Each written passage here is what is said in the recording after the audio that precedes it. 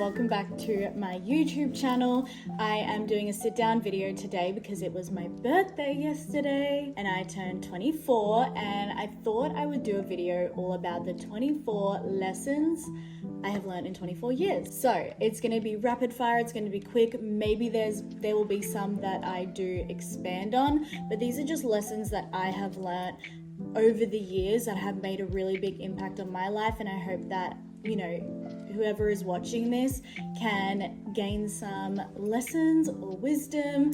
You know, I haven't been on this earth for a very long time, but hopefully what I've learned can relate to you. So let's dive into the 24 things I have learned in 24 years. Got my notes up here, so let's dive in. Self-confidence doesn't come from looking a certain way, being a certain weight. It comes from showing up for yourself and keeping the promises you're making to yourself. So if you tell yourself you're going to go to gym 3 times that week, show up to gym 3 times that week. If you tell yourself you're going to start that business, then start that business.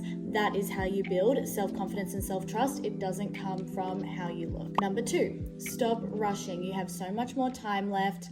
You don't have to have the house, the family, the husband, the money, the business, all by 24. You have the rest of your life. There is no need to rush and get to the end quicker. Number 3, the hardest moments you go through is where the growth happens, not when you reach milestones or have achievements. Real growth and progress happens from the really shitty times. Number 4, shit always gets really hard before it gets easy. I always find that before I have a breakthrough, there's always a breakdown. So if you're going through a hard time, know that something amazing is about to happen. Your body isn't broken. You don't have cortisol problems. Your metabolism isn't broken. You're not broken. You're just not being consistent enough. And you have to be real with yourself. Are you actually showing up the way that you're wanting to? Don't expect 100% result from 20% effort. You're not broken. Your consistency and your discipline is. You have to work for what you want. You can't just say, I'm going to start a business and I'm going to gain all these clients and expect it to happen. You have to put in the work and you have to go out and get it. It's not just going to happen because you said, I'm an online coach now and clients will fall into your lap. You have to go get the clients. You can really create the life that you want and your life by design. You just have to know that you're in control. Life isn't happening to you, it's happening for you, and you have full control of which direction you go. So many of us think that we don't have a lot of control over our destiny or our life, but the reality is that you do every single day. Romantic relationships shouldn't consume you. They should be an incredible part of your life, but not your whole life. I have been in a situation where I was in a relationship and the relationship broke down and I really lost myself for a very good time, and I fell down I went in a really dark place, and that really taught me that I can't put all my eggs in one basket and I can't rely on someone else for my own happiness. Move abroad, move overseas, even if it's for 3 months. You will learn so much about yourself. You will get comfortable being alone. You will get better at your problem solving skills, and it's going to push you to be uncomfortable, which is going to give you so much growth. It doesn't even have to be living overseas, but move out of your hometown. Don't just take actions based on emotion. Emotions come and go. Being motivated is an emotion. It comes and goes. Being happy, sad. Don't just go throughout your life acting based on emotions. It's not going to get you very far. Self-discipline is a form of self-love.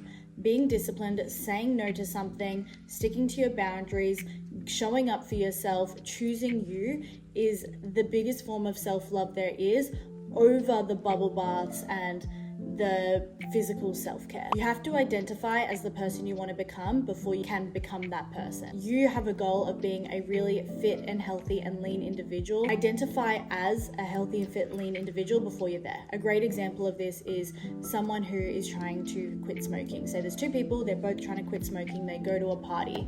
One person offers both of them a cigarette. One person goes, no thank you, I'm trying to quit. Versus the other person who says, no thanks, I'm not a smoker.